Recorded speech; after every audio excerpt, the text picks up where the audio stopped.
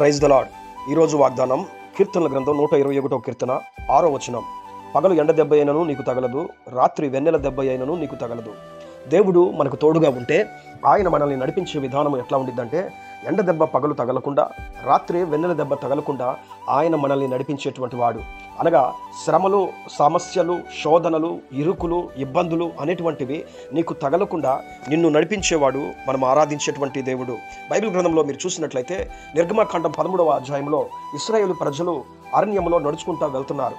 అరణ్యంలో వారు సుక్కోతు అనే ప్రాంతంలో దిగి అక్కడి నుంచి ఏతాము అనేటువంటి ఒక ప్రాంతంలోనికి దిగి వెళ్తున్నారు. అది అరణ్యానికి చాలా దగ్గరగా ఉన్నటువంటి ప్రదేశము.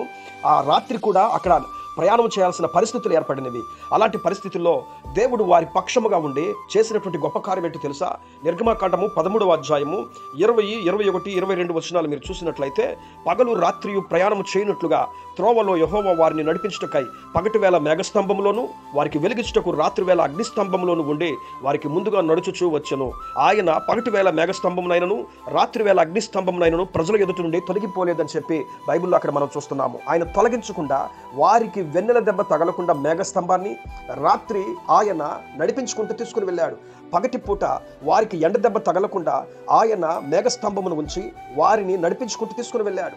ఈ రోజున మనం ఆరాధించే దేవుడు మన పక్షముగా ఉండి మనకి సహాయం చేసేవాడు.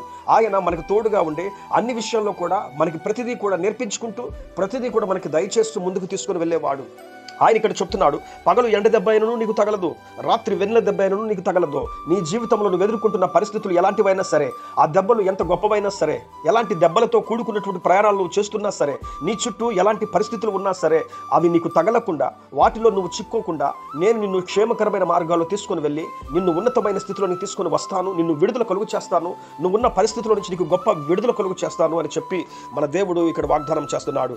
ఆ జీవం కలిగిన దేవుడు నీ జీవితంలో అద్భుతమైన కార్యాలు చేసి ఎండ దెబ్బ అయినను వెన్నెల దెబ్బ అయినను ఇలాంటి పరిస్థితులు ఎలాంటివి ఉన్నా సరే తగలకుండా అనుక్షణము నిన్ను కాపాడి సంరక్షించి నడిపించును గాక. ప్రేమ కలిగిన తండ్రి, గొప్ప దేవుడా యేసయ్య, ఈ వాగ్దానం ఎంతమంది అయితే చదివి విని ఉన్నారో వారి జీవితాల్లో అద్భుతమైన కార్యాలు చేసి, అయా ఎన్నో దెబ్బలు తగులుతున్నాయి, ఎన్నో పరిస్థితుల నుంచి వెళ్తున్నారు, వారు కలిగి ఉన్న పరిస్థితుల నుంచి గొప్ప విడుదల కలుగు చేసి క్షేమకరమైన మార్గాల్లో నడిపించమని యేసయ్య నామంలో ప్రార్థించి అడిగి వేడుకుంటున్నాను పరమ తండ్రి. ఆమేన్.